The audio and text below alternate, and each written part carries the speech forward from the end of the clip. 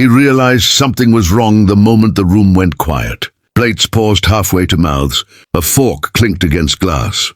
Across the table, the young woman stared at him with eyes full of fear, not anger, as a man in an expensive suit slowly turned around and asked, in a low voice, why a stranger was sitting with his daughter.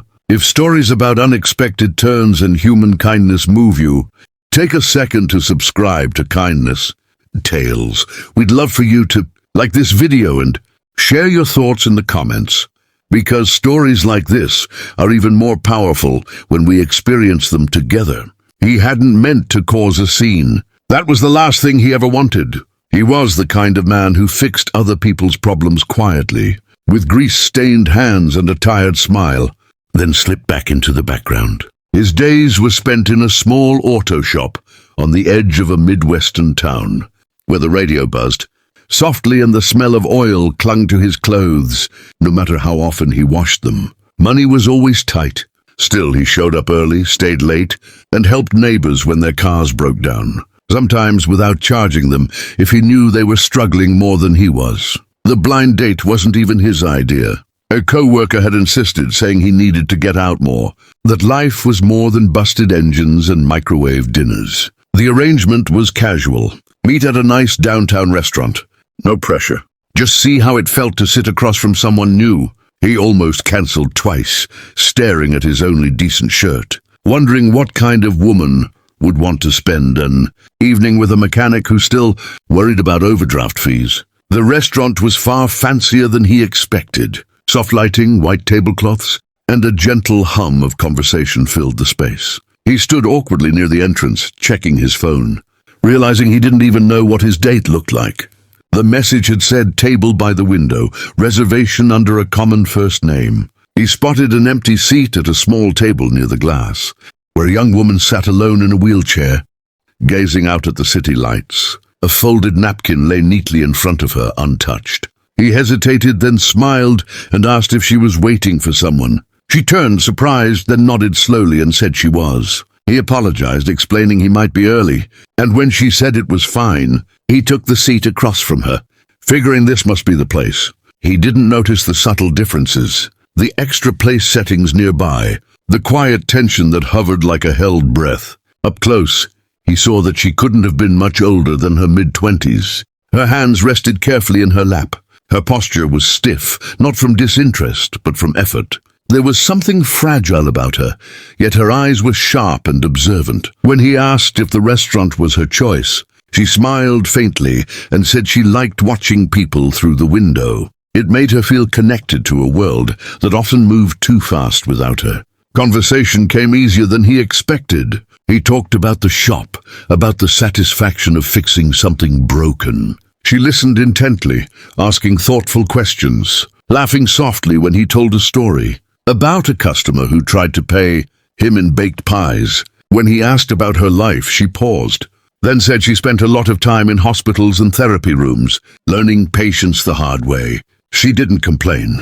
She simply stated it, like a fact she'd learned to live beside. He noticed the way servers glanced over, the way a couple at the next table whispered. He assumed it was because of his worn shoes or nervous energy. He didn't realize that across the room, a private dining area had been reserved, and that a powerful man was growing impatient. Their drinks arrived. He offered to pay without thinking, then flushed when he realized how expensive everything was. She gently told him not to worry, that it was already covered. He tried to protest, but she shook her head, her smile warm but firm. Something about that kindness settled his nerves. Then the silence fell, heavy, unnatural. He followed her gaze as she looked past him, her expression tightening. Slowly, he turned and saw the man standing behind him, tall, composed, eyes sharp with suspicion. The man asked who he was and why he was sitting at his daughter's table. The truth spilled out in a rush. The blind date, the confusion, the mistake. Heat rushed to his face as embarrassment washed over him. He stood abruptly, apologizing over and over, reaching for his jacket ready to disappear. He felt small, like he'd crossed a line he didn't even know existed. But the young woman reached out and caught his sleeve. Her grip was weak but determined. She looked up at her father and said clearly that she wanted him to stay.